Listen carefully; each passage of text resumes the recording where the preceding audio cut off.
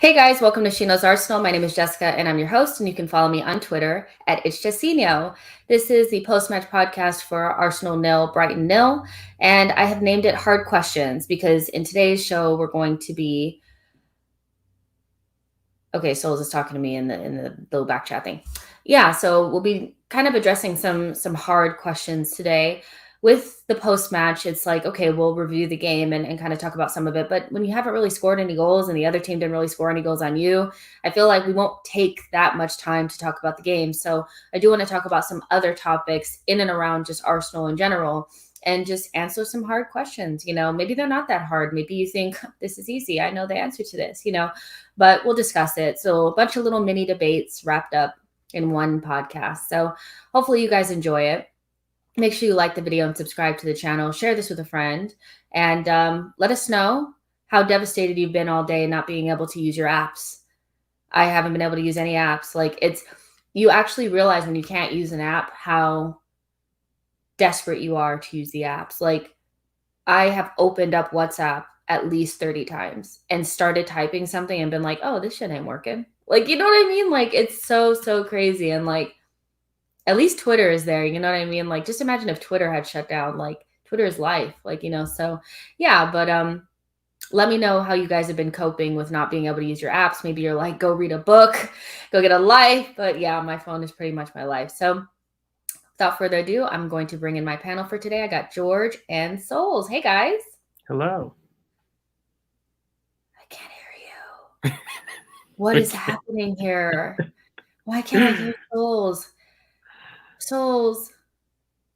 No, and he's in his cool tee and everything, it's Souls, we can't hear you. Can you hear us? No.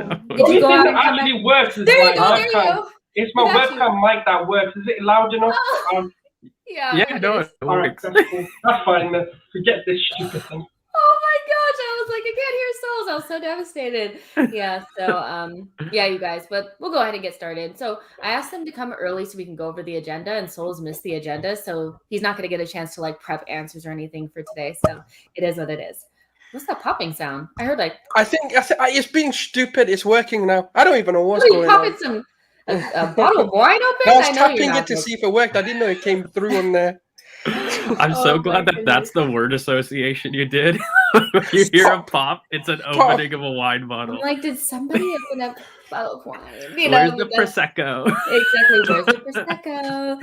Prosecco. I'm doing a WhatsApp here. Everything's going down around me, so it's all good. Oh my goodness, I just can't live without that app. It's just so weird. But yeah, so let's go ahead and get into it. Arsenal 0. But okay, now I can hear myself. Hold on, let me go check this. Echo cancellation is good on my end. Make sure you guys got your echo cancellation. I just hear you. Okay, cool. So Arsenal 0, Brighton 0. Couple of days have passed, and I had to ask Souls, like, did we have chances and stuff? Because I just couldn't bear to watch the game again. I'll watch it again tomorrow, later on tonight. But I was just like, it was just felt so bleh. Like, it was just so meh. Like, it was so weird, And so, I don't know. It's one of those where I'm just kind of willing to pack it away and throw it, and just throw it to the side and just say, we just didn't play well. But we have to dive into it anyway, because that's what the podcast is for. The conditions were terrible. I remember I was talking to you, Souls, before that, and you were like, it's a dreary day, it's raining, it's this. And I'm just like, oh shit, here we go. We're not gonna be able to pass the ball. And that's essentially what happened. We weren't able to pass a 5-yard ball. Like, it was just so weird. And I thought it was the conditions. Like, I really did. And then pretty much the entire game went that way. We got a little bit better towards the end, but ultimately, technically, we were not good. But how much of a pass are we willing to give the team because of the conditions? A lot of people are like, the conditions. Like, even David Seaman was like, horrible conditions or whatever, tough conditions, hard fought point, and all that. So am I like, where's the balance there? Like, where could we be like, the conditions were bad, but like we were all so shit, but it's like cool. Like, what do you think, George? Like, I mean, I think how both much can be do you give? like I think both can be true. You know, and I do think how those conditions affect certain people in terms of our buildup versus Brighton also lied the key into how one was able to dominate possession still, and the other one was not able to get going. I think in general the conditions were poor for both teams, and I think you could kind of expect really in that tide turning where we were really good for the first 10 minutes and then it was Brighton and then it switched and it was almost you could see a chess match of people trying to adjust to the weather. Absolutely, it was so windy too that it was a case of the team that was going to really excel in this team or succeed was going to be the one that could keep it on the floor. And so I think when you start looking at some of these things, I really only give a pass really to maybe Lukunga, Yasu in terms of new imports into the league, not experienced something like this before. And Yasu in particular was surprisingly poor in build-up. Like I didn't have a chance to really get through the rewatch that you guys were doing. I was kind of ill on the weekend, but I mean, one of the big takeaways that I had, rewatching this was Yasu was very poor, not just like kind of okay. He was really bad in possession. And Ramsdale was really poor. And, he made kind of note of that, in his post-match comments. And the reason that I see Ramsdale as being poor, and I kind of expected it, was I did make a point in my analysis of Ramsdale that he has a really great clip ball wide, but he does struggle between the lines on the floor vertically. And, for me, that's not something that, Robert Sanchez struggles with. In fact, if you do look at the buildup there and what Brighton were doing, they were able to fire it between the lines in that hole of our midfield, and then they would spring it out to Cucurella. But they weren't clipping balls wide. It wasn't like a long pass to the wings. And, Ramsdale, you could see in the first couple of minutes actually doing that. And afterwards, he kind of abandoned it and we went long. And that's certainly not instruction. So, like, if you do go back in the first half, there's a lot of tactical issues, but when I look at the weather, it influenced how we were going to go build up. And if you abandon that and you go long, we kind of fall apart. Now, why is that fair to judge on Arsenal versus, Brighton? In my opinion, I think that the weather impact affects both, but our goalkeepers really were the issue where the differences lied, because I don't think Ramsdale was confident firing stuff between the lines vertically, but Robert Sanchez is. And so that's how really those conditions in the start of the buildup were so drastically different.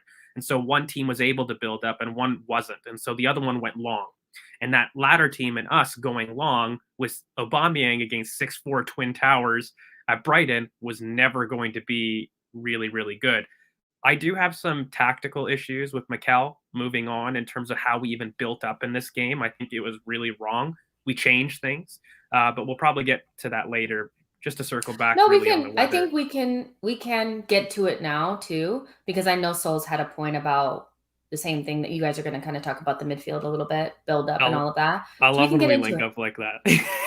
yeah, we can get into it now. No worries. Go ahead. Yeah. Okay. So for me, so we totally changed our build up back to really the Xhaka playmaker role in terms of having our pivot drop deep, and what that does is that leaves Partey in your midfield on an island, and for me that was really the complete opposite of what you should do against Brighton, whose press, by the way, always have a 3 in midfield.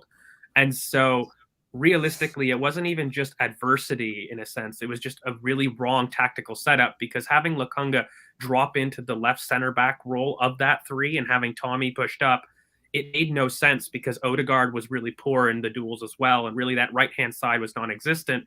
But you leave Thomas Partey on an island having to progress, counter press up the pitch. And the worst part was, we really emphasized this on Lukunga. He is poor off the ball. And so many times he was ahead of Partey. And he just vacated the center and he was really, really poor. Lukunga and Odegaard were my worst performing players on the day. And, I think it was a big tactical issue for me why he didn't put Gabriel there, who, by the way, improved his distribution, showed it against Spurs, and would have kept the pitch close together in terms of midfield, would have ensured that we weren't getting outrun. And it wasn't a case of Lallana, Gross, and the quality here. It was literally 3 against 1 most of the time. And that was a tactical issue for me. not so much a quality issue. If you had Lokonga even playing the role that he did with Burnley, by the way, which is why I kind of cited that even in the pre-match, where I'm like, I don't mind if Lokonga comes in, but I hope he plays the Burnley role, which essentially is having Tomiyasu as part of the three and not one of the pivot. Keep the pivot close together, especially, look, abandoning the midfield. I had this interaction with, Clive from Arsenal Vision on Twitter, and we were just speaking about this. It was not the team to abandon the middle, and that's what we did with our build-up instruction there. And so for me, that was the big tactical issue for me in the game. In addition to maybe some of the weather and some of these things coming in, it made for us not doing build-up. And if you had a look at Scott's by the numbers piece, he basically backed up the fact that we had no good positioning. And we essentially, all the pros of our previous games about getting into good positions were not there. And that was because we couldn't build up. And that's where it starts for me. Yeah, I watched it and I was like, we ain't got no midfield. Like, no. Thomas is backed up into the back line and Lokonga's playing left back. And the one thing that I do like to give Granit credit for is that it's very difficult to play dual position in a match. And he's very good at dropping into left back, but also still being present in midfield to the point where you don't feel like you're out there by yourself. And Lokonga looked like a player that had never really played that role before, which you can't really blame him for. But at the same time, it's kind of like, he just struggled a little bit. But also just putting like a right footer in that, but like it was wrong on a lot of fronts. Like I'm seeing people saying, if he was in the middle, he would have got pressed and a counter pressed. Guys, we would have been pressed regardless in a counter press. That's not really the point, whether it was in the middle or outside, but putting a right footer in that role. One of the good things about Granit is he's able to fire into that Tierney ESR channel with the angles that a lefty provides in there. And he's comfortable receiving because of that benefit. What you eat? Like Lokonga. I ain't eating all day. So. I was looking at him eating. I was like, what you got? No, go ahead. Yeah, no, but Lokonga, like in terms of receiving, and he was always cutting in on the right, and that was the only option available to him. I don't think having Gabriel there would have been excellent. And, having White in the center and Tommy dropping deep wouldn't have hurt our ability to move up in the angles. But having Lokonga there, it's not great for him in terms of how he's receiving. He's a right footer in that area. But at the same token, you're also removing him from the midfield and pairing with Thomas. You keep Thomas deep and not higher up the pitch, which, by the way, would have countered their counter press. How do you beat a counter press in the three? You match them up. You don't vacate the center. And so that was the big thing for me.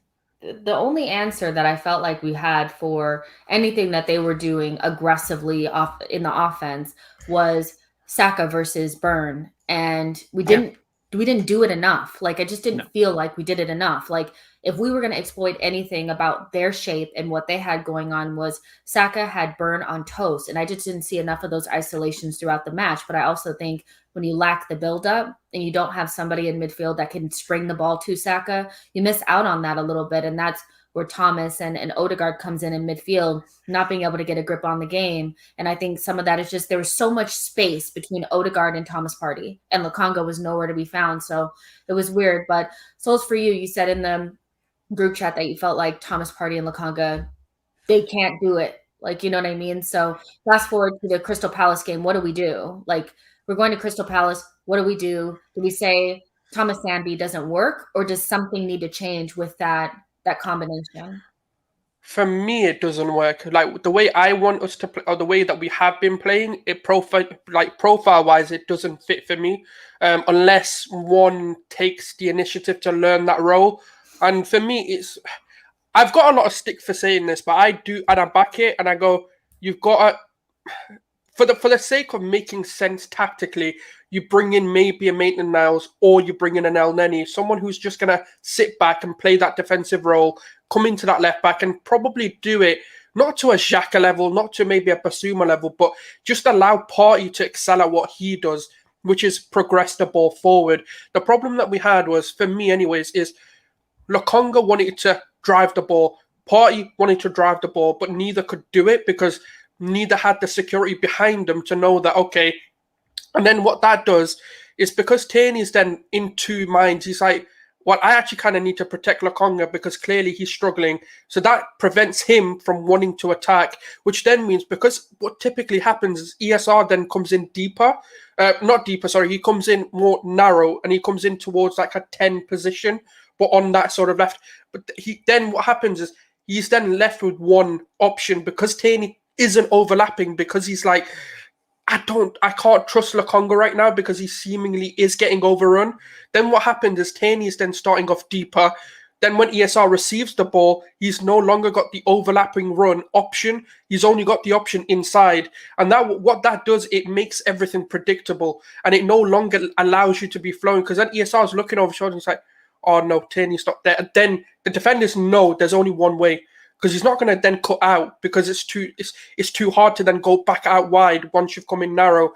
And then obviously that's what disrupted it for me. And if we're going to keep this flowing football, you bring in someone like an Elneny, you bring in an Ainsley Maitland-Niles. Ainsley Maitland-Niles for me could do the job because he has played left back, he has played right back, so he's kind of got the fundamentals down. He's not good, he's not got the quality to play it, but it just, for me, it makes sense to do it. It's less risky because you know what he can provide you in that sort of left back role, if that's what you want to call it. Whereas with Lokonga, like I said, and I've been saying this I'm not writing Lokonga off because that's what people think I'm doing. What I'm saying is Lokonga was brought in to replace Partey, not to replace Xhaka. And I think what's happened is Xhaka's the one with the injury, which no one thought would happen. He played virtually, he was either available or could play every game. Yeah. Like it's never an injury that's kept him out. I know COVID and he had the suspension at the same time, but I don't think we prepared for and that is bad, by the way. I'm not giving them a free pass because he's never injured, but it is bad planning. But we do have the players. But this is the problem when I always say, when you're trying to put round pegs and square holes, and that is what Lokonga is in this system. It can work, but unfortunately, when you're playing a footballing side with that is Brighton, who love to play football, who can dominate the game, and we're not getting control of it. I hate when you have two risky players. I'd rather have one that's a little bit risky at first, just to say, you know what, let me grab this ball, hold on to it. Because that was my frustration. It was like, we're taking these 30-shot passes, with 30-shot, 30-yard long shots that just aren't doing anything. And it's like, I could understand if you're challenging the keeper or anything like that, but it just doesn't, don't want to see Partey holding any. All right, fair enough. But it's not really the case, though. I don't think that's what he's doing, but it threw the system off for me. And I don't want to see it personally. Like, I get it if people want to cry about it, but I'm saying it again, Elneny or Ainsley for me. It's a combination of things. It's not just it's what George said, not having a left footer in that spot. And then it's also Lokonga being so green. He's new, and yes, he has had a really good Arsenal career up until this point, but any idea that he wasn't going to struggle in certain games is just so far off the mark. You have that, and then you have a team that's struggling to kind of get a hold of the game, and then you have Thomas standing kind of manning a midfield by himself. It just didn't work. It didn't, but I have a question for you, Jess. Do you think that the Arsenal fan base liked the idea of Lokonga over his current level?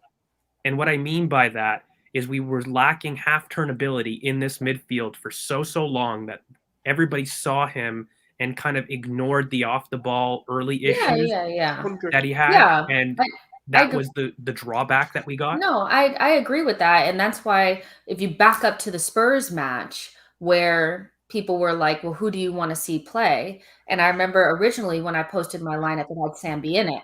Then I went on Lee Judge's channel and I changed my mind. And I said, actually, I think Xhaka, Odegaard, and Partey is our best midfield.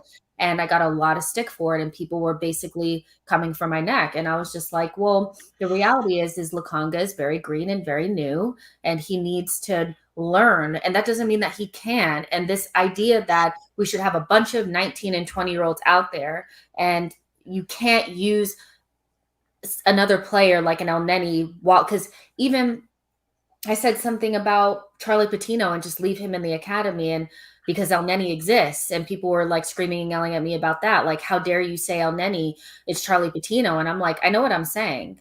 Like, young players may have a higher ceiling than the average players that we have, but that doesn't make them better than them now. Do you know what I'm saying? That's the same issue I've been facing all week because I used the word El Neni, and he's like, yeah, but didn't you want him sold? I go, wanting him sold and him being here, I want Lacazette sold. Do you think I'm not going to put him in any of my lineups? Like, he's here now.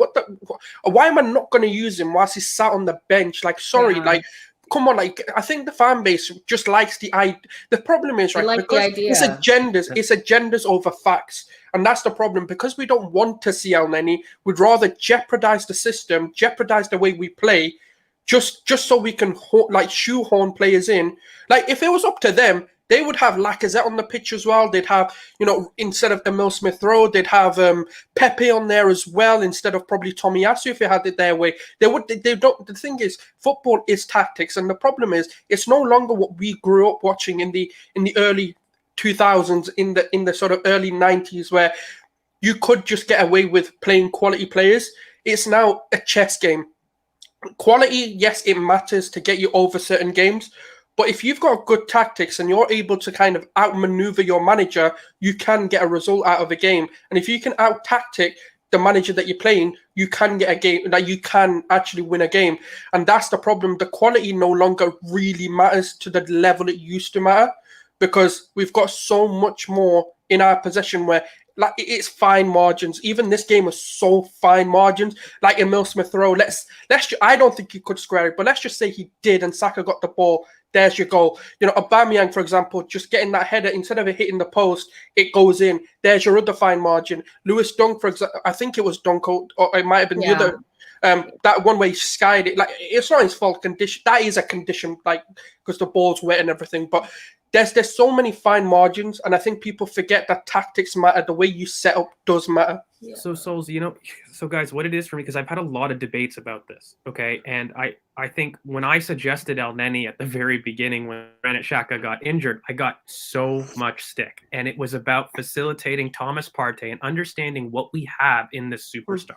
And I don't think people have gotten comfortable with who he is as a person. And I think people, when you talk on Twitter, it's this extreme of, while somebody can do something, he may not be best for that role. Do you know why they say? You know what I got told? It's he played in a Diego Simeone system, so clearly he can defend. That's what I get told all the time. No, of course. And I mean, I think to me, he gets misprofiled a lot. And so when I talk about El Neni as a profile and what that means to facilitate him is, Thomas, if you look back at the game, Jess, like, he was very conservative in his press. He was always looking back because he recognized that Lokonga was not there. And so he wasn't able to go higher up the pitch. And then he ended up dropping deep. And then you get that chasm with Odegaard, who, by the way, was poor. Like, let's not beat around the bush. He could not control the ball. So then now you've got nobody in your right-hand side, essentially. And, like, it isn't black and white like that, but that was how the midfield battle got lost, essentially. And the reason that it's both tactic but quality, and for me, Jess, is we totally did change our build-up structure. And this is why I critique Mikel, because this was a big problem. We vacated the midfield, and that was a result of not having somebody close to Partey. And that was instruction, because he did have Lokonga drop deep. Now, it was Lokonga's fault for vacating and going high up the pitch, making things worse. But the instruction to have a midfield pivot join the three, wrong. It wasn't right for Brighton, in my opinion. Yeah. Well, we've actually lost most games where Thomas Partey has been alienated. Yes, we have. And it doesn't make me surprised. You know, when I saw Lokonga and I saw us building up, I was freaking out on the screen. I was like, why did we change it? Why didn't we have Tommy as part of the three? Like, especially with Brighton, who have a three. Like, I'm hearing points about counter press from people and, you know, these things about the midfield. And, like, we made a conscious decision to lack players in midfield. And it was made worse by players vacating their spots, sure. Yeah. But we made a tactical decision to do that. And that was, now, quality-wise, look, Lokonga makes the pass for ESR, and we're all saying, oh, that's amazing. Meanwhile, all game he was vacating his spot. So there is a case to be made for, I guess, your point, Jess, about youngster qualities and inconsistencies. But for me, when you have a youngster, you need to balance him with the experienced pro that fits best. So, for example, what I mean by that is Lokonga, if he has problems off the ball, don't balance him with a Thomas Partey who similarly has his best game higher up the pitch. You would want Abubakar Kamara as a youngster in that case, if you had to put a youngster, to put him in, and that would facilitate Thomas Partey more. And that's when you see youngsters really thrive in a starting 11. It's not so much their inconsistency, but it's making sure you understand what you have and what they're likely to do in the worst case scenario. Now, Thomas is a world-class player. He can play with anybody, but making sure you put an anchor next to that man is going to get the best tune out of both of those youngsters, not just one, not just Partey. It'll make the best out of that youngster. And I don't hammer Sambi, who has never been an anchor. And I've kind of made that clear on the show. No, for but sure. It's tough. It's tough. I get Yeah. it, but I do think Mikel deserves some criticism here because the build-up, I don't know if you guys agree, but it was totally off for me. And I think it was a huge reason why Brighton dominated. Like, I think when you look at Norwich, there were times where we did well. We got 30 shots. So it's tough for me to say system played a role. When you look at the statistics on this game and even just your eye, we conceded so much space all game. It wasn't even just 5 or 10 minutes here or a 20-minute period here. It was basically after the 10th minute. It was pretty much Brighton for most part, bar specific transitions. But they dominated space basically after the 10th minute. And I think that had to do with tactics as well as quality. Yeah, for sure. Let's move to the next section. I think we definitely talked about those tactics, but I want to move on to something a little bit more positive before I go back to the negative again. So the defense is shaping up. I'm liking what I'm seeing. I like that and I know that people will say Brighton had chances, Norwich had chances, Burnley had chances, Spurs had chances. But at some point when you look at something and people are having chances and it's 4 games on and we only gave up a goal, that's a pattern that you can rely upon, and that's not about luck. Your luck would have ran out by now. If we were shit defensively, our luck would have ran out by now. So I don't want to hear that anymore. Our defense is much more solid and teams get chances. But sometimes when you have players that are willing to put their bodies on the line, willing to hit somebody that's about to head the ball so that it goes wide, those things make a difference. And that's a part of defense. So just because somebody gets a chance and they miss it doesn't mean that the defense is shit. With Rob Holding, them balls are going in the back of the net. Papa Marie, them balls going in the back of the net. Leno, them balls going in the back of the net. Mopé is right there to tap in the ball. Ramsdale gets his fingertips on it. It's different.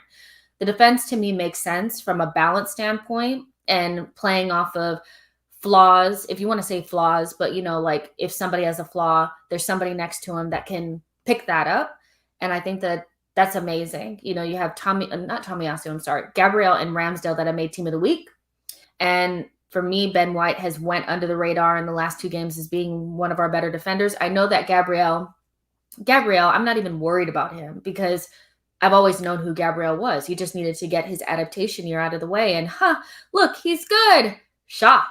But Ben White is looking like the defender that we wanted him to be, and a lot of people said he was couldn't the defend. best defender in this game, like facts. Yeah, he was, and he was good. And it backed He was up in the good. statistics, by the way, too, Jess. Like he had more clearances and blocks than Gabriel. He was the better and more proactive defender in this game, and so I look for all the criticism I'm leveling at Mikel and even the game state. I was never worried about conceding. Does that make sense? Like we gave up territory. I was really annoyed with the game pattern. I'm not sure if it was the 81st minute, but I was just never worried about conceding, period. I felt they were very half chances, and the chances that, Brighton did concede, they were in poor areas. And so for me, I'm upset about the territory that we're giving up, but I was never concerned about conceding. And I think on a day where you don't win your second balls, you don't win your duels and do the basics of a game, you can't concede and you don't want to lose. Like that's going to happen in the course of a season where the team's going to have a bad day at the office. That's going to happen. I think it's absolutely massive that, the defense is so sturdy in that case that we won't concede in those horrible issues. Yeah. But yeah, and I just think I don't think Ben White got his plaudits. He was for me. He was the best player on the pitch right now, and that was his best performance, for us right now. And it went under the radar probably because we were conceding so much, but he was so crucial to keeping them out, especially with Tomiyasu, who was struggling all game. Yeah. I think for me and Ben, like the whole Ben White thing is just like, I feel like some people are looking for something. They're looking for him not to be good because they didn't want the signing, or they let rival fans get into their heads and let them think that Champions League Varane would have had a better chance or a better choice, or Jules Koundé or whoever, other guy, whatever. Ben White has done a good job since he's been here. And I think his inability to get on the ball and make a difference in, I guess, the way that we expect it to, for me, is more about the pitfalls of what's going on in front of him than him. When you're on the ball and you're searching for an opening and nobody's open, and like, how is that his fault? And I saw that in Burnley game and in this game, where you get the ball and what are you supposed to do? What are you supposed to do? Like, how are you supposed to find a pass if nobody's open? And so I think those things will come as we become a more dominant in possession. But that guy looked good to me, but somebody who didn't look good, because I don't think we need to even talk about Tomiyasu. We know he needs to just adapt, but is Tierney, Can I just quickly talk about the defensive structure? Because the thing I've always said, right, is when you look at big European sides and you look at teams that defensively dominate games, you'll always find it where they've got one dominant centre back. So examples of that is, Ramos. You've got Ramos and the Varane. Ramos is the more dominant centre back, and you've got Varane as your more sweeper defender, who's going to kind of just sweep up things, any mistakes, any sort of last ditch efforts. I'm not saying the other defender can't do this stuff, but it's just more what the pairings are meant to be. Even when we look at Matip, or even Joe Gomez in there as well. Even when you look at Barcelona's treble-winning side, you've got Puyol and Piqué. Piqué being the faster of the two, Puyol being the fighter or the more warrior-type defender. In our case, we've got Gabriel, who's that warrior who's going to go into battle. Ben White's not going to do that, but what he's going to do is be the sweeper in the two.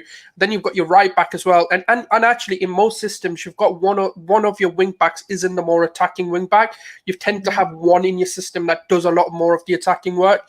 In our case, obviously, that's the Kieran Tierney thing, which we can talk about in a minute.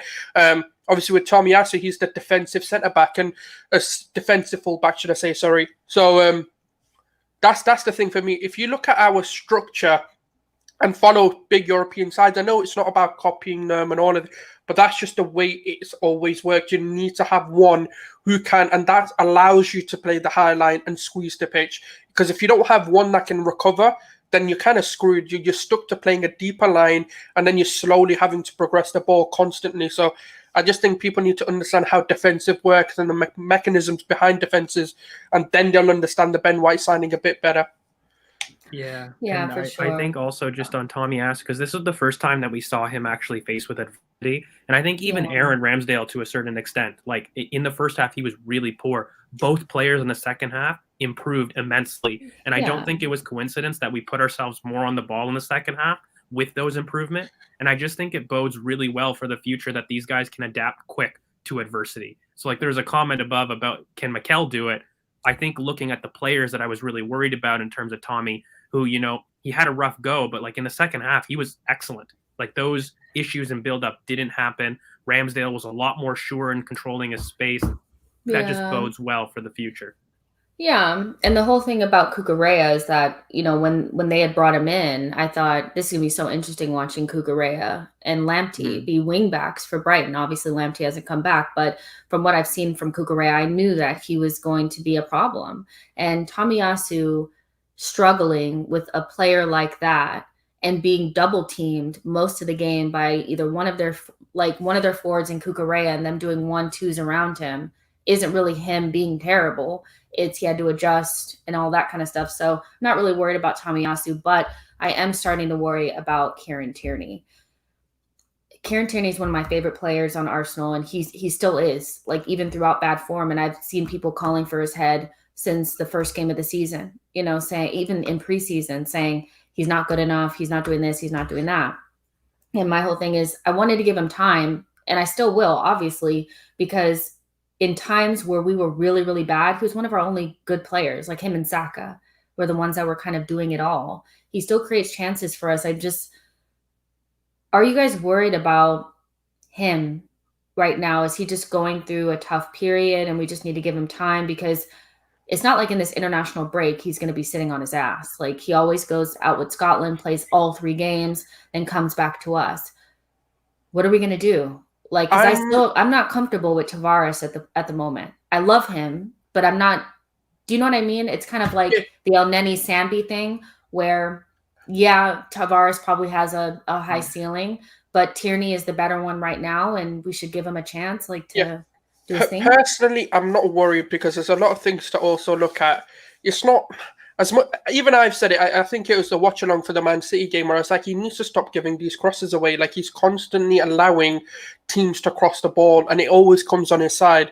But then when you actually kind of start looking at things a little bit deeper, it's actually sort of something which I think needs to be a tactical switch up, and it just needs to be an adjustment. It's there, but it just needs to be adjusted. And I think this is where, as good as Xhaka is covering at left back, I think if we had a bit more better quality, that would be prevented, in my opinion. And I think with Kieran Tierney, I think it's just I think he does need a rest. I think there is an element of he does burn out really quickly or gets an injury. So he's probably a few games away from that, from his traditional sort of, when you look at his patterns last season.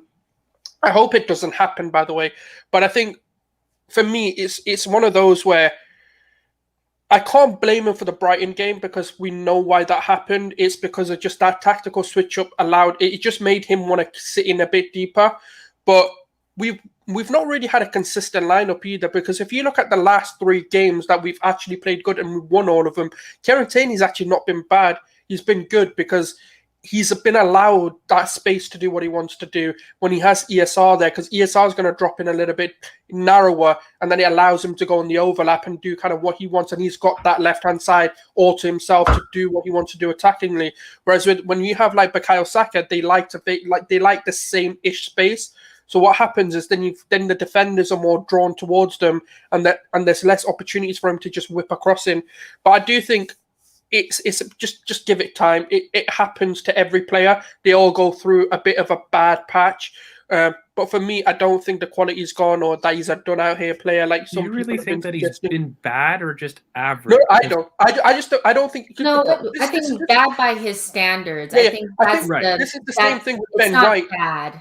Yeah, I think it's the same. It's the same psychological thing with Ben White, where Gabriel and Tomiyasu have just been amazing, and Ben White's just been good. So it looks bad, if that makes sense. And I think with Tierney, that's the thing. It's like I think other players have been off on the ball. I think it's okay to say that he has not been. Yeah, he's not great been as good. Passing. Yeah, his cross selection has been at times less than I see, but it's still average for me, because for me he's 90% at crossing, and then maybe it's 60. So like he's declined a little bit in that sense. But why is he hoofing the ball down the pitch so much this season? Does anybody notice that? Is that something that's been asked? If it's an honest question. No, it is. It's true. Times where instead of finding the pass, he's kind of hoofing it down the field. I'm just wondering about him.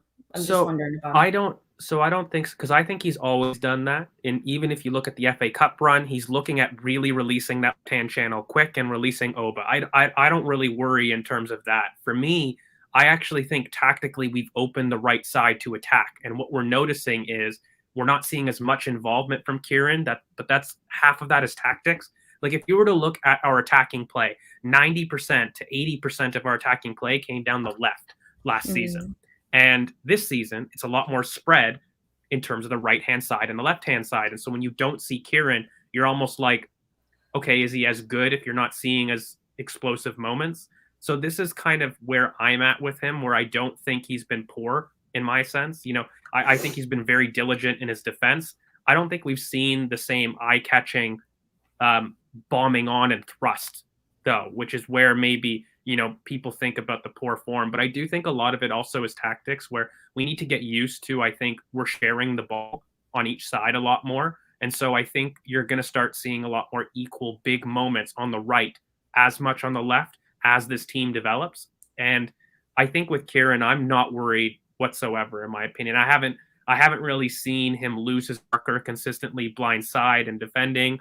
In terms of, higher up the pitch, I've still seen a lot of dangerous crosses. So I think if you're going through a little bit of a bad patch on the ball, that isn't something I necessarily worry about, especially with him. It's more the explosiveness. If I don't see him explode into space, then I get worried. I don't really care that he's messing up the final action, because that comes out of form. For me, is he getting into those positions consistently? And he still is. So I think he's just working through a little bit of technique. But I also do think that we're not going to see Kieran as dominant this season because we've opened up the right-hand side, which we never had really last season, in my opinion. So I think you're going to start to see maybe a much more 30-30-30 split in the thirds, if you were to look at left, center, and right. Whereas I think last season it was like 80% down the left and then maybe 20% on the right. Yeah, I mean, I think anytime that you admit that you have a little bit of, you looking at a player and you're not seeing what you used to see and you bring it up, people automatically assume that you're killing the player. Even though I started out this entire thing by saying that I love him and I would not play Tavares over him. I'm just wondering about him. He doesn't look the same. I know what my eyes are seeing. Like, I see something different and I want to work through it. But sometimes it just gets a little bit like, can we bring up the player without it being you're trying to shit on him when you're really, really not? And I've seen moments because I rate him so, so highly. Like, I like top 3 left backs in the league easily for me. When he's fit, he's better than everybody else. And I would back that 100%. When I see him on the ball, one of the things that I've always loved about him is I feel like he could easily play for Pep easily, because I think his ability on the ball and his pass selection over the last 2 years has been tremendous. So when I see him and his passing is not as good, I'm wondering if he's just tired and if we're going to be able to get him the rest. I know he's great, but should we be worried about him? Because on international breaks, he doesn't sit. He just doesn't. He goes and plays for Scotland and plays every single game. So I'm wondering where this rest is going to come from. What's nice is he goes almost at center back, which I think is what he needs right now. So what I mean by that is, look, I don't think I'm as worried as maybe, you two are with it. But one thing I do agree is on the ball, it's a little iffy at times. It's not as much as he could be. And I think the one good thing about Scotland is he typically plays center back and he's much more involved in their build-up, and they let Robertson bomb on in terms of that. So in terms of being worried about fitness concerns, he plays a different role for Scotland. And one, by the way, I think will help him out of this technique form, one that focuses on how he receives, how he distributes. And that's kind of the rule of a left center back in Scotland's system. So I think he'll work out through those things. Again, when I worry about players, it's how do they get to the final third, at least for a fullback. And if that's not consistent, I worry, because then, for me, I can work on the final action. That's normally a final technique thing. He still makes the right decision, like when to cross and where to put it. The execution's just poor. So for me, that those are more important things that I would nitpick if I was really worried about, player. And it didn't have to be Kieran. Like, it could be Tommy, like any fullback in that situation. Those are the things I start to worry about if they do go in a sense. But yeah, I think he's fine. And you know what? I would actually play him through the form, though, by the way. Like, if you're asking me, does he just need rest? Not really for me. Like, these are technical issues. Like, he's not laboring because he's lost 5 yards at the end of the game. He's just really poor technically in specific situations. So just let him play through that. And just for his standards, again, he's still so much better than, like, I'm not saying take him out of the team or anything like that. I just worry about him because I want him to be here forever. That's just all it is, And then, so now that we've gone through the whole Tierney thing and we've spoken about the midfield and our build-up and all of that, towards the end of the match, people were really calling for Pepe and Lacazette to come on the pitch. And it's just so funny because I had kind of counted them out as players that we would need to, like, really rely upon. And maybe that's just naive on my part, because I think when you go into, you don't have Europe, I'm thinking you're going to play your starting 11 most of the time. You're going to find your best one and kind of stick with it. Then you watch this game and you're like, clearly we need something else up top. And Aubameyang, who was so, so good against Spurs, was struggling, and some of that has to do with just the isolation up top. I think his touch was off a little bit in this game, but Lacazette comes on, and although he's not amazing, he did make a difference. Pepe came on. I don't really think he made that much of a difference, but people want him to come on or whatever. So have I kind of miscalculated just how important the squad is actually going to be, even though we don't have Europe? Are there situations where Lacazette and Pepe will be a better fit than ESR and Aubameyang per se. Like, you know what I mean? Because I kind of counted those two out and was like, we found our first 11. This is the best team, but maybe it's not the best team against every single team in the Premier League. You know what I mean? What do you think, Souls? Yeah, 100%. And I think this is the game where obviously we're talking with hindsight, so it's easier to talk. But when you kind of see how the game went, we were losing control. There was no, and even when you look at the conditions, for example, having a hold-up striker would be a little bit better, in my opinion.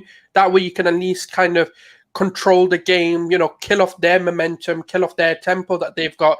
Because what ended up happening was, because nothing was sticking to Aubameyang, they'd get the ball back straight away, and then we're back on the back foot. And then it was constantly the cycle where we got the ball up, and then they got the ball and we're back onto the back foot. Whereas when Lacazette came on, I'm not saying things slowed down, but it looked like they slowed down. It looked like we were kind of dominating the ball again, and we were kind of taking control, but it was a bit late, in my opinion. But because, Brighton play sort of high line, they do like to play their football, squeeze the pitch a little bit. What you then do is you bring a Lacazette on, for example, holds the ball up. It allows two people in either side of him, whether it's Saka or Pepe, to run in behind. And then that way you're kind of exploiting them constantly. Whereas for me, it comes to two things. I think with Aubameyang, he didn't look up for it. In a way, like, it was a bit weird. Like, I don't think he was trying as hard as he did against me. I'm not expecting him to, by the way. I know people say, like, it's a North London derby, it's different. But I don't think the team gave 70% of what they gave in that game. But it's a difficult one to say. But I do think squads are... This is why it's important. This is why even the likes of, like, people criticize Pep for changing his lineup so much, or tweaking it, or making, like, one or two adjustments, like, not every game, but most games. And he's like, what the hell is he doing? Like, against Liverpool, for example, he played Foden. That was the change he made from his previous lineups. And the reason he does it is because you have to keep things fresh sometimes. When things become... Like, Graham Potter's no idiot. Like, he's going to look at the 3 games and go, yeah, he's coming in with that lineup plan. Let me look at it. And then they start to kind of... They go, okay... To be honest, like, Brian didn't need to do anything to kind of nullify Aubameyang, because they're 6'6" defenders, like, the tall, the strong, the physical, and Aubameyang doesn't fare well with that, in my opinion. I've not seen enough of him take on dominant defenders who want to make it a scrap. Whereas with Lacazette, loves that kind of environment. He's willing to fight with defenders, not fight with them, but be a bit more physical with them. And I think that's what the difference was, really. And I think as soon as, like, the thing with Aubameyang, it's weird because as good as his mentality is, when shit hits the fan, as in he's getting these, like, kicks and, like, he's getting knocked down and it's not sticking for him, it's not going his way, he does get frustrated and things go even more wrong. Whereas with Lacazette, this is his environment, he loves it. He's like, yeah, bring it on, man, let's go, let's fight. Yeah, and that was the difference for me. And I think I know people are like, yeah, Lacazette's getting sold, let's not use him, blah, blah, blah, play the team you want. But you have to look at games. And I think for me, this, in hindsight, obviously, I'll say it again because people keep saying, oh, you're saying it in hindsight, why would you change a winning side? Yes, I get that. In hindsight, Lacazette would have suited this team better with a Pepe, because as good as ESR was, that is the change I would have made. But that's all in hindsight. Oh no, I don't know. Oh hell no! Cancel Souls. I don't know. I think Lacazette was the right move, but I can't bear to get into the Pepe thing today. I cannot do it, because we have to talk Martinelli, and in this we can talk, because personally there was tweets going around that Martinelli should come in, and that is the sub that we should have made instead of maybe a Pepe. Exactly. But then, we kind of get into this thing where I'm not even going to put it up because I got other tweets to put up later. But Martinelli's career is not being ruined by Arteta. Like, it just can't be. Oh my God, you said that. No, it is getting ruined. Oh my God, he hates the youth. He hates the youth, fam. I'm telling you. He hates them. It's crazy because we do have, like, a lot of players on the fringes that we know are pretty much on the way out. If not on the way out, they're kind of fringy. Like, you know what I mean? So it's like Lacazette on his way out, Ketia on his way out, El Neni, not a part of the long-term plans. So they get playing time. You're not really fussed about it. But you have somebody like Martinelli on a long-term deal, And you're like, should he be getting more minutes now? Because I still don't know where his minutes are coming from. But George, for you wanted Martinelli to come in maybe instead of who, for Lacazette or Pepe? Which one? So for Pepe. For Pepe. Oh, yeah, instead of Pepe. Yeah. And so, look, the thing with Oba, I think it's really harsh because he had no service and we were going long ball the entire time against the defense. And Lacazette, when people say that they handled the defenders, not really, because he dropped into midfield and he was competing against Lallana and Gross. Like, that's where you're finding the actual territory. It wasn't even occupying defenders. We still needed people as an outlet farther on. And so that's really why I wanted Martinelli, because in my opinion, I feel as though we needed more energy and we needed more of a counter press and people to engage. And I wanted more aggression in the duels. That's the one thing that I wanted from the subs. And in fact, I was calling for an El Neni, Martinelli, and Laka kind of sub in terms of our 3 subs. And for me, that's because let's get Thomas Partey up the pitch. Lacazette will drop. I know he won't go there, but I know Martinelli will run in behind. He'll contribute to a counter press and he'll help us engage in duels a lot more right now. And I feel that's what the team needed because the energy was just really, really poor across the entire team. We weren't winning our second balls. We weren't winning our ground duels. We weren't winning the ball high up the pitch. So that was something that I wanted. Now, is he ruining? I don't know. I don't want to spend a lot of time on it because it's just so ridiculous to me. Arteta is really what needs to happen, George? Like, if his career is not being ruined, how can it move forward if he's not getting playing time? Does he need to be loaned out? I'm scared to loan him out. I have to be honest. I'm scared to loan him out. I don't want to see him in a team that lacks output. You don't sell one of your greatest output threats. And look, at the end of the day, I felt that this was poor that he didn't come on in this game. I do think so. But in terms of him being loaned out, no, I think he's very important to what we need in terms of the squad, and he offers us something really quite different in terms of there's always an impact on the pitch when he's on, whether it's a pre-assist, whether it's a goal or assist, whether it's him winning a penalty. He forces situations. We don't have enough of those players. We don't have enough of those players that demand the ball and force situations. He's the type of player that you can put on to turn a game, and you don't loan those, you don't sell those. Like, that is a ridiculous notion to me. I think the issue that I've got is, I look at Foden and his development with Pep and what he's been doing at similar age groups, and there really isn't much different here. Game time for me, I would prefer he get more game time, but I don't use it as something to beat a manager with. Like, I think it's very purposeful about putting them in areas to succeed. And I think yesterday was a good chance to. And that's why I kind of criticized Mikel for the subs and even the tactics yesterday. I think it was poor. I would have brought in Martinelli. But in general, like, I don't think I would have started him at Spurs, for example. Like, I wouldn't have started him in other games. And so while maybe I wanted the 20 minutes here, I don't think that speaks to the minute debate that's happening kind of online, where is he getting enough minutes? I think for me, there's just a couple tactical things that, Martinelli does need to learn that we're using for his development. And just because he doesn't have game time doesn't mean he's not learning. And so for me, it's not really that correlation, and I don't look at it the same. And I feel as though him being part of the squad is important for us because he changes games. And we don't have enough of those players. We just simply don't.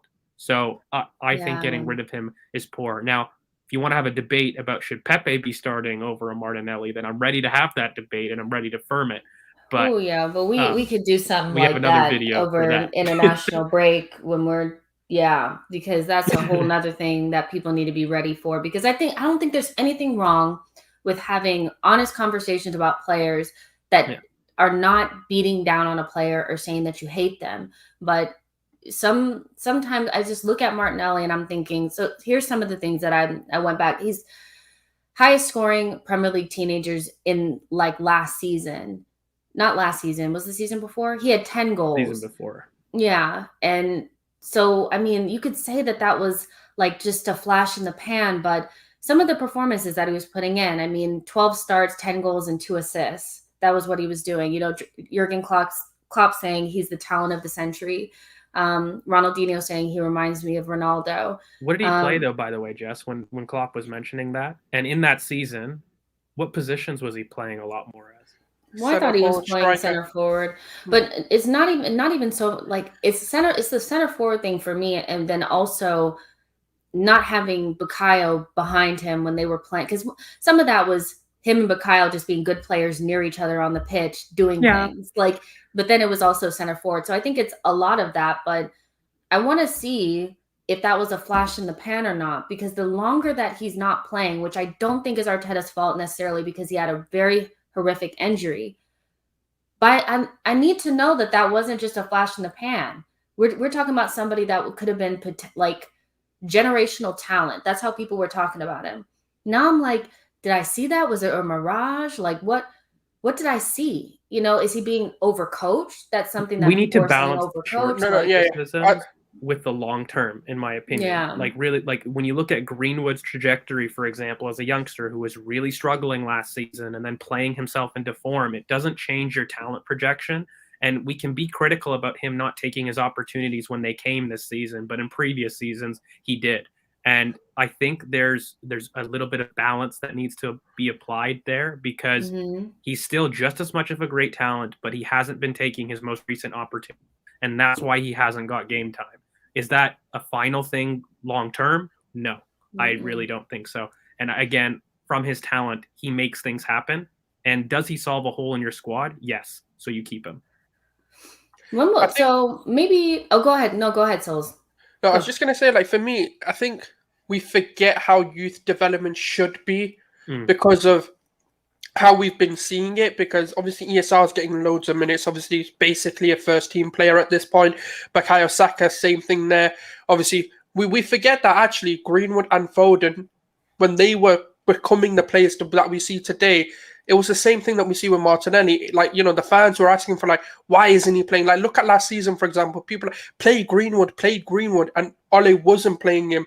Obviously, there is a lot of personal things that Greenwood was going through last year with basically one of his, like, closest friends committing suicide over football and everything like that as well. But when you kind of, like, break it all down, a lot of players don't, like, it's not always going to be the case they're going to play every game or going to play majority of the season. And I think we've been spoiled as Arsenal fans where we've seen ESR and Saka do this. But even when you look at ESR when he first came onto the scene, he wasn't getting loads of game time. He got loaned out. Even when he came in last season, like, obviously we knew with fatigue, but he was playing a game, getting dropped for a few games, playing a game, getting dropped for a few games. And I get it, they got more opportunities.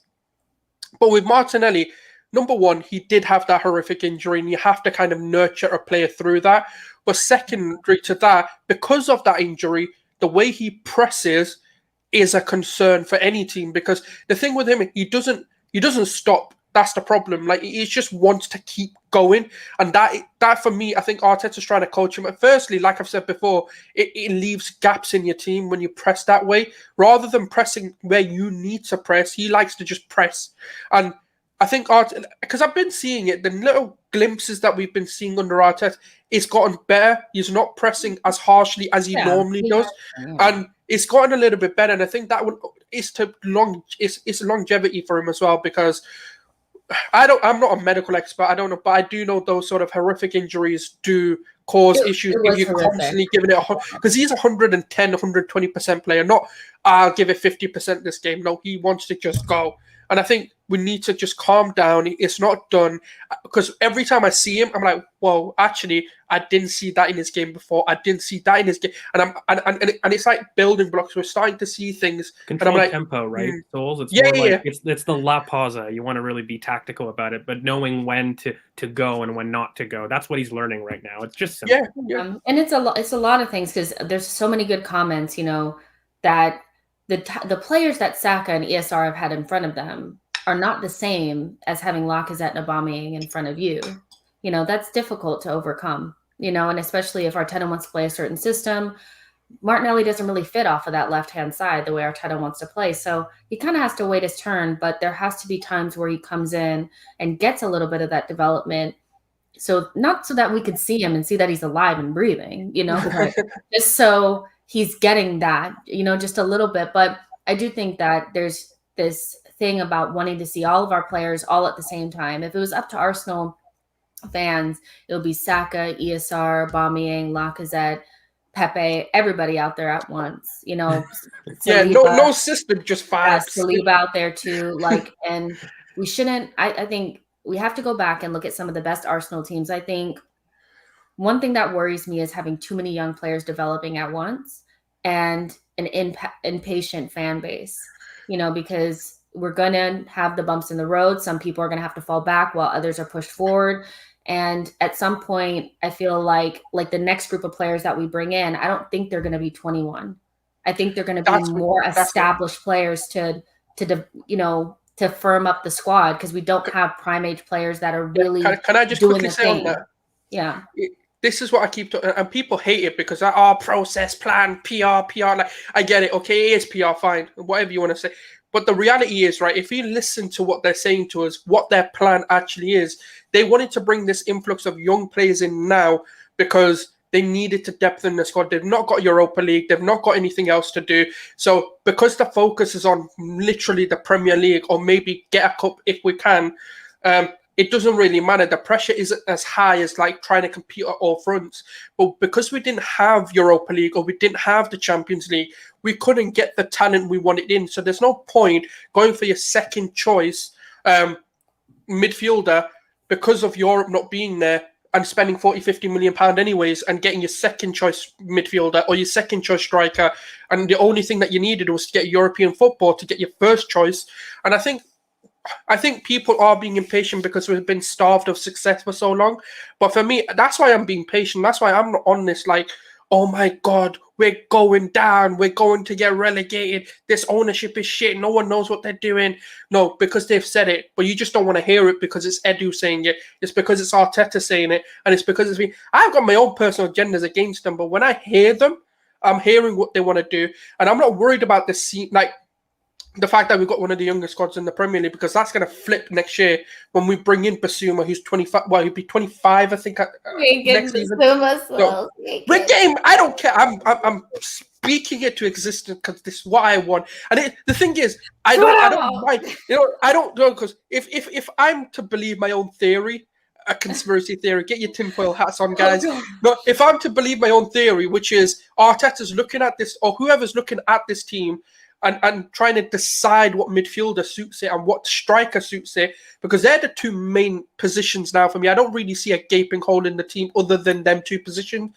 So for me, I look at it and go, okay, the midfield, it's becoming even more blatantly obvious, way too obvious that it has to be Basuma or Kamara, but Kamara's too young for me. Like, that's then doesn't solve that issue. One's free in the summer. Basuma is in the last year of his contract. I don't want to see just Kamara. That's what I'm trying to say. I don't want to see just Kamara. I want to see both come in. Basuma has to come in if anything. That's called squad planning. You replace El Neni. You guys replace El Neni with Kamara on a contract for free, and you get Basuma, who, by the way, is in the last year of his contract next summer. And ends at 23. Look, unfortunately, George doesn't like Bruno Guimaraes. No, I don't like him. I genuinely don't like. I don't think he's as good as people make him out to be. Look, I love him. It's not that I don't. Okay, you know what it is though? I think people misprofile him. Yeah. It probably will be in it. I think people misprofile Bruno. That's my issue with it, because you guys want Bruno to come in as the anchor, and he's not the anchor. He's more of an 8 than a 6. And if you were to get him, you would need. It doesn't solve the issue. Yeah, it doesn't solve the issue, and he does get dribbled past a lot more than I like. But just to answer the question that Jess, you had, I think this is a big. She's gone, guys. All right, they know Arsenal right now. But look, I think the big thing though, Souls, is like this is a reason why the squad needed to be trimmed. Though, like these concerns about Martinelli and whoever gets there is a direct result of Laka and Nketiah not being sold, right? Like those two get sold, Balogun, Martinelli get game time. You know what I mean? And I just think it's unfortunately growing pains of a bloated squad. That really is the thing. So yeah, it's tough. But look, Bruno, for me, I don't know. I don't want it to get misinterpreted. I don't like him as much as people do. I really don't. But he's best as a left. All right, we'll get Kamara, Basuma, and Bruno because they all fit somewhere in the system, but just not what. I'm okay Really with just greedy, isn't it? Kamara and Basuma. And also, by the way, Awar, who is in the last 18 months of his contract as well. We don't Actual know. And he pain. dropped to 25 million, so it's probably going to drop Actually, even further. It's actual pain right now. The maybe two people Donny that we van der really Beek. want. Donny van der Beek. Oh yeah, that's Donny the van der other one. Beek. Yeah, that's the other one. Donny Yeah. van der Beek. That's another one. I mean, look, that's what the actual Can I just say, pain United fans finally admitted we are their rivals because they're like, we wouldn't loan him out to you. So just say, Exactly. just say, It's just, you know what's funny, Jess? The two players that we really wanted last year are in the last 18 months of their contract. We're going to have the same They're pain. still the players that we need. Like, they're They are. actually still the players that we Completely. need. Like, nothing has changed. And they're Nothing has going to be in the changed. last year of their contract too, which is why I have actual pain, because I know we're not going to do it, and they would be cheap. Like, I can see that's George the thing. at night in his bed, like, thinking about it.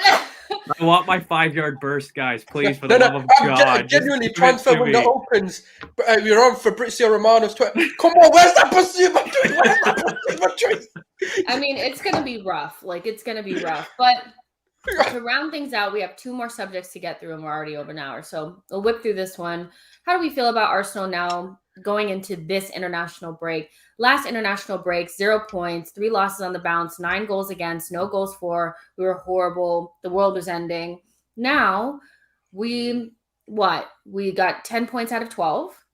Only 1 goal again. So we've cleaned up that defensive record a little bit. Quite a bit. And we're still struggling to score, but we feel a little bit better, So how do you guys feel? Do you think, because there's a lot of like this, it's just Brighton and Norwich and Burnley, but it's always going to be that. First of all, and I just want to just really quick, I think Brentford and Brighton, I think when people say newly promoted somebody or just somebody, I think now, obviously I didn't say this before, so don't clock me. I know I didn't say this before, but watching Brentford now, watching Leeds last season, looking at Brighton, how they are now, they're better than some of the teams that have been in here for a minute. They're better than Newcastle and shit. So it's kind of like, you can't just say newly promoted. Newly promoted teams can be better than the teams that are already here. So people are dropping points like nobody's business to Brentford, dropping points to Brighton. So, I mean, it can't just be just so-and-so. And we'll have a bigger conversation over international break about, are we accepting some sort of version of mediocrity by thinking it's okay to draw these teams or whatever? But it can't just be but we did get 10 points out of 12, which is great. How are you guys feeling? Like, are you feeling, well, George, I know you are always quite positive, but like, are you seeing stuff?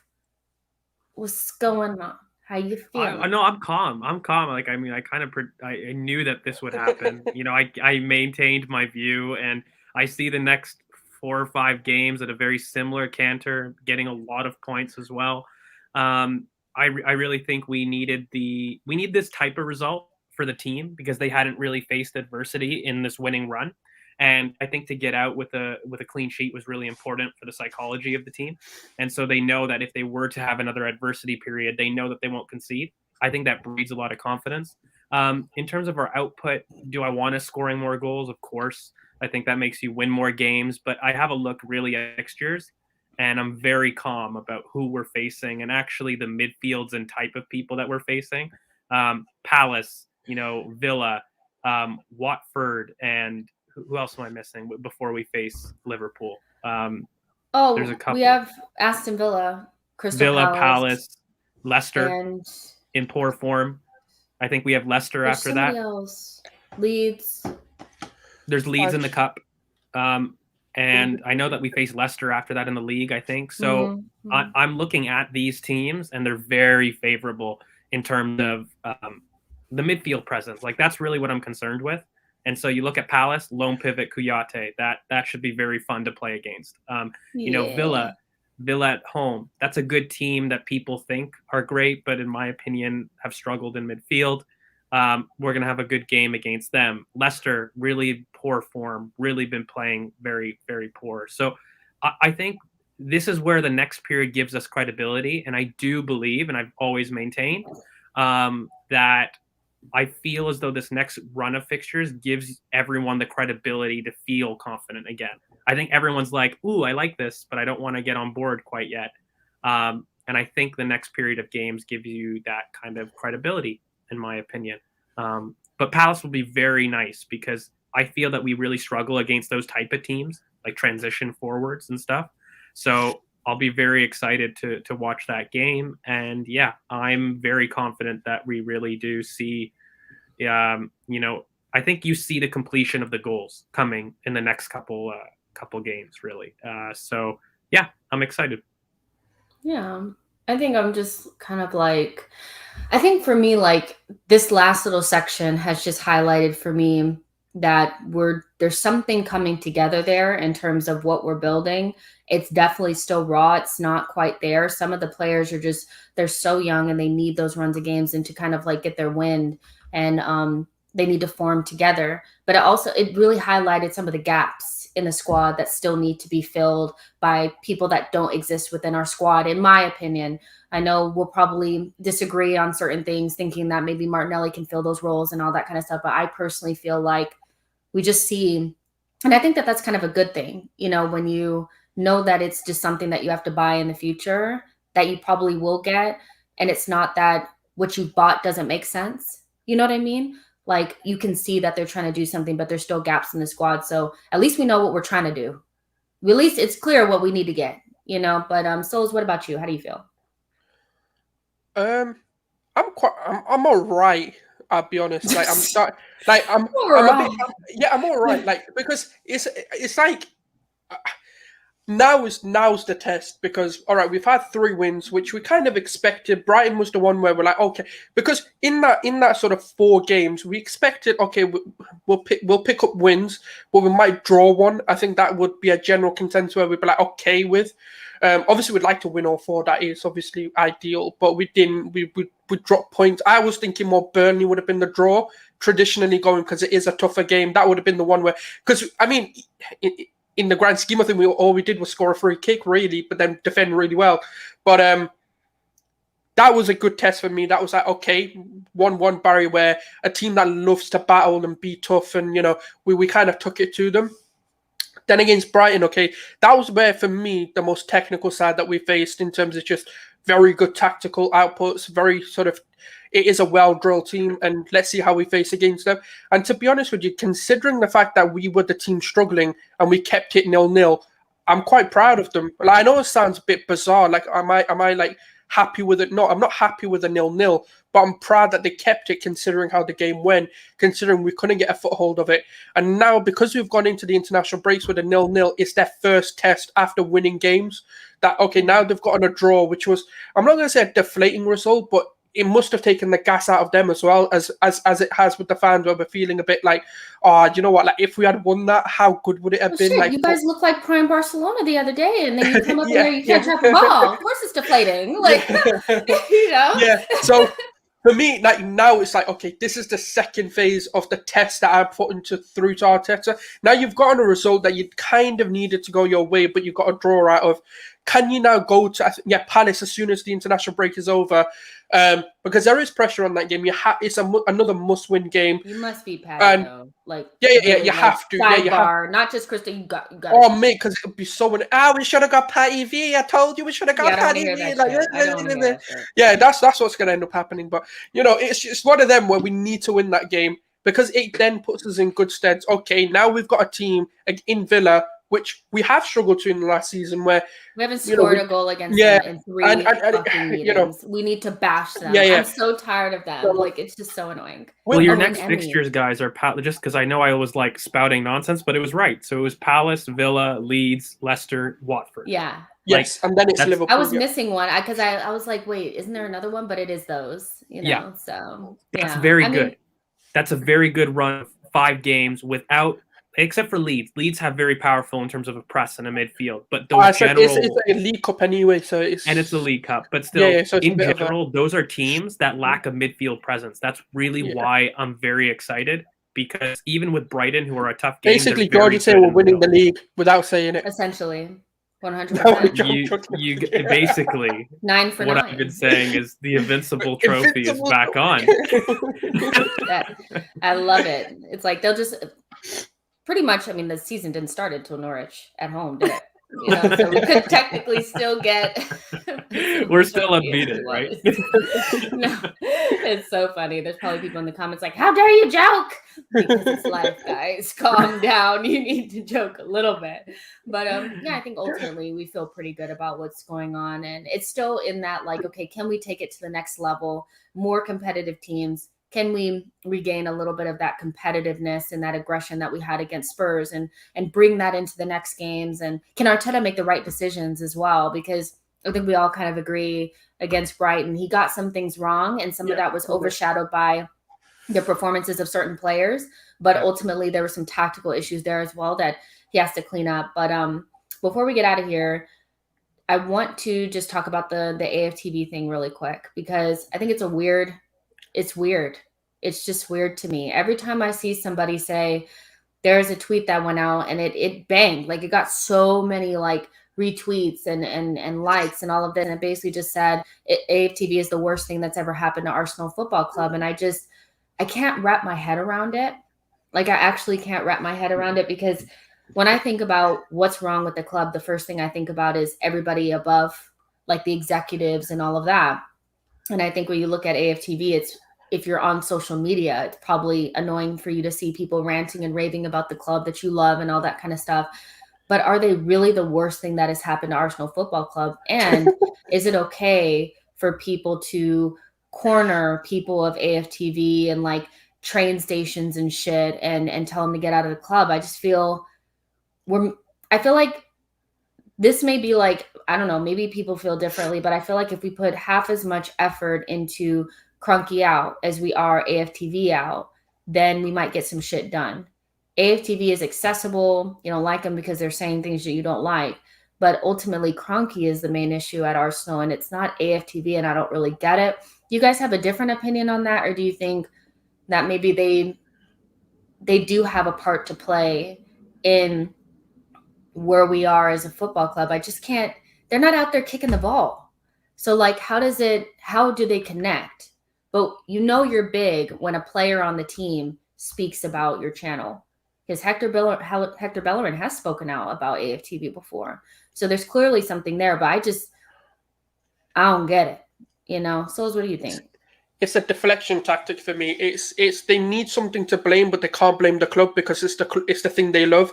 So they're trying to blame something, and it's AFTV just happens to be the thing they want to blame. For me, like, I'm gonna talk real about it. I don't really care if you want to come and unfollow me. Go ahead, do it. Like, I really couldn't care less, because if it wasn't for AFTV, would I be here? Probably not, because I don't think the whole fan having a voice thing would be as big if it wasn't for Robbie doing what he did and AFTV doing what they did. Now, do I agree with everyone on there? Do I like everyone on there? Not really. There are some characters on there that I'm like, okay, you're a bit questionable, but that's life, right? Like, you work with questionable people. Yeah. No, I don't want to be mean in it. I don't want to be you're just a plonker in it. Like, you're just a dickhead. Like, come on. No, like, there are questions. Like, I don't agree with their views of, but yeah, like Dave's saying here as well. Like, you know, they're close with players. Like this. Like, look, I know people are going to say, like, you know, I've always said social media has brought us the closest to players that we've ever been, but rather than showing them love, we've shown them racial abuse to some of them. We're abusing some of them, like, just naturally, like, just because they've had a bad game. Their families. Yeah, exactly. Like, you know, it's not, you know, it's not on as well. But for me, you know, I'm not going to lie. Like, there's a point in your time where AFTV, like, actually brought a bit of love back for the club for me, because I was like, you know what, finally, people are saying what I want them to say. What the hell is going on with this club? Like, don't get me wrong, the disrespectful way that they got Wenger out, okay, I get that. I understand that you gave them airtime. I understand the frustration, because people, like, the disrespect they showed Wenger, it was too much for them to take, which I totally understand. But at the same time, why are you in Brighton singing AFTV out, we don't want you in our club, or whatever the chant was, when we've just drawn a game and you're blaming AFTV for drawing a game? Are you mad? Is something wrong with you? Like, I'm sorry, my opinion, like me talking on here, for example, and a player listening to it, okay, maybe it does affect them. Maybe it does. Like, maybe they are looking at it and going, Yeah, George is quite questionable with his little then, like storage unit. No, but Would it's just like for me. pays me I mean, more. I get to get out of the closet, guys. Help me. it comes down to like this jealousy and hatred. Because I'm gonna be honest, like what they're doing is a fucking dream. I've dreamt, like, I wish I had a studio where I could do a show about football. I wish I had present, like Pippa, for example, with was it BT Sports? I think it was, with the soccer show that she did. That was amazing, by the way. That is actually quite a good show. Like, I would love to be a part of something like that.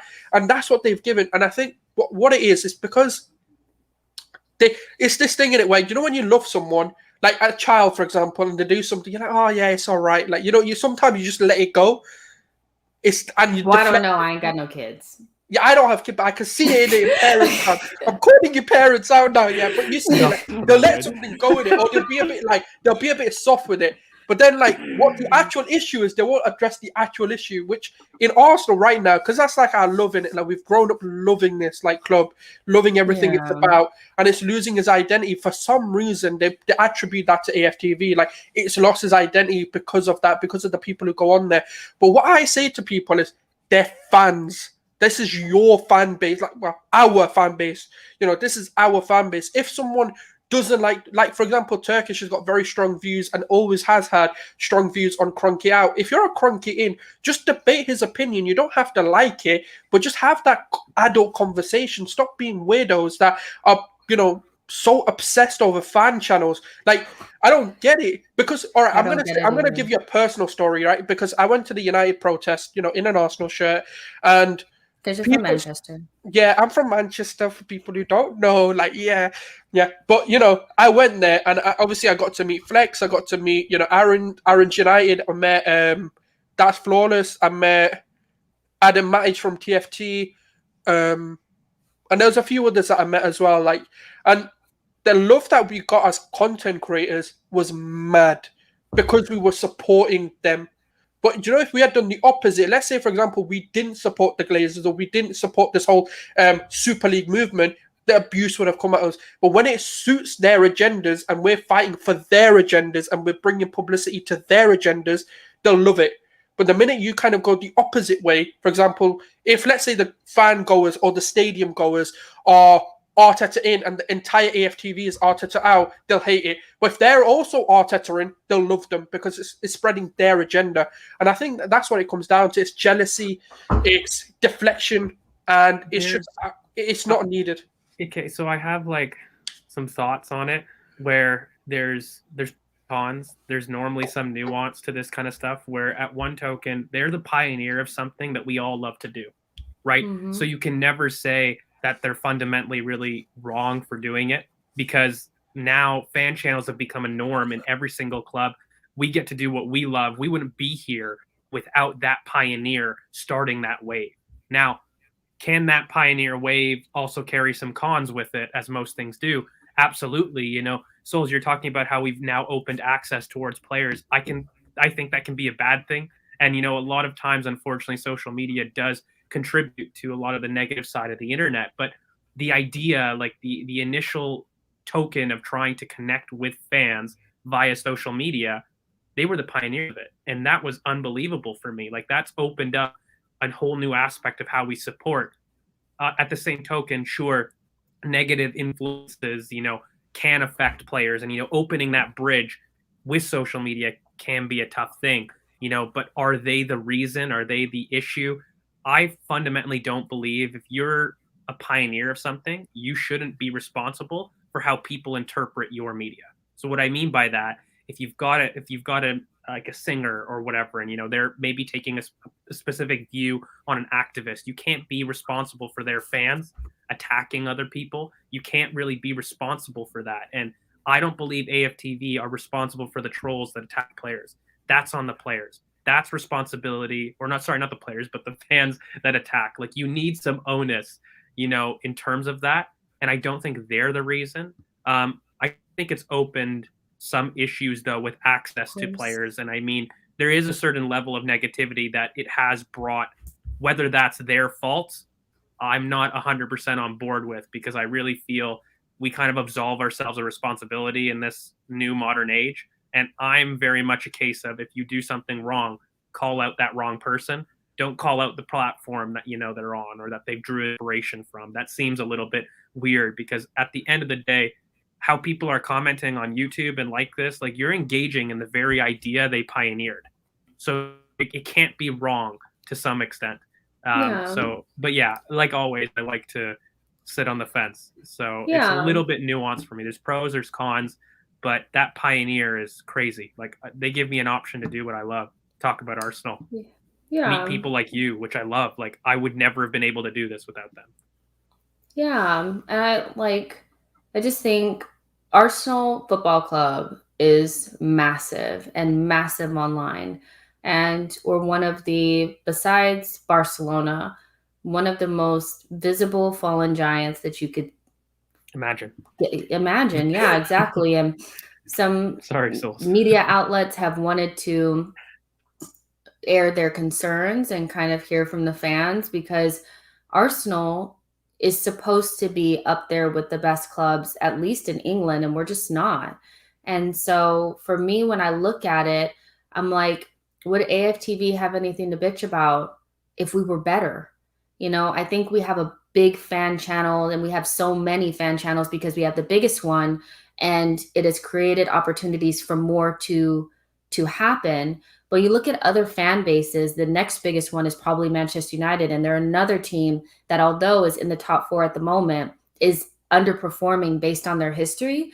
So for me, it all goes back to me to, like, we're not where we should be. And if we were better, nobody would have anything to bitch about. If you don't like the way people are bitching, it's up to you to take control of your life.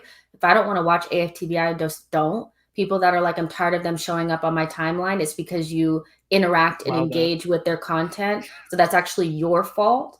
And they should not have to get rid of their channel to make you feel more comfortable about Arsenal because you don't want to hear about how bad they are. There's some fans that just want to live in a bubble, and I get that, but it's up to you to create your bubble. It's not up to AFTV to stop broadcasting things that you don't like when you can just easily not watch them. I just don't get it. So I don't agree with half of the things that they say, but that goes for most fan channels. I don't agree with everything. And if I don't like it, I just don't watch it. I feel like they're getting a lot of unnecessary stick when the reality is they wouldn't be as big as they are if Arsenal was not the fallen giant that it is. There'd be no reason to bitch if we were where we need to be.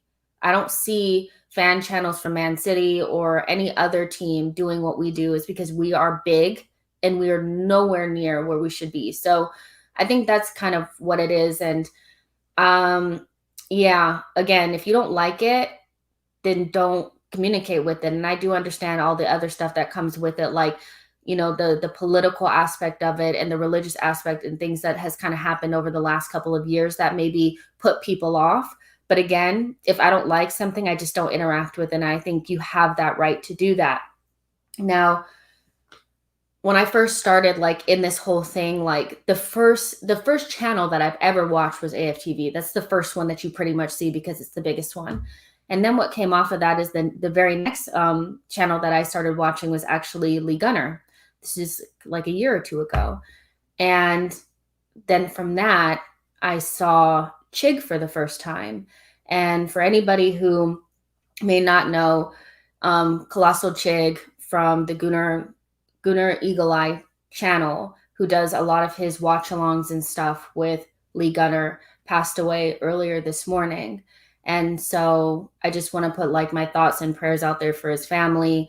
And RIP Chig, one of the first Arsenal YouTubers that I ever saw, probably the third one behind AFTV and Lee Gunner. So it's very, very sad news. And yeah, all my thoughts and prayers go out to his family because that's very, very sad news that we got this morning. And yeah, but you guys, if you don't like AFTV, just don't interact with it. The more you interact with it, the bigger it gets. So you're actually just feeding the issue if it's an issue to you. But yeah, we're about an hour and 30 minutes in. We covered everything. A little bit of post-match, a little bit of hard questions, all of that. I'll get with everybody in the next couple of days and kind of see what we want to put out here for international break. I think it'll be fun to go over our predictions again. I think we kind of talked about doing that. I think an interesting conversation would be something around the mindset about accepting mediocrity. I think people like to talk about that.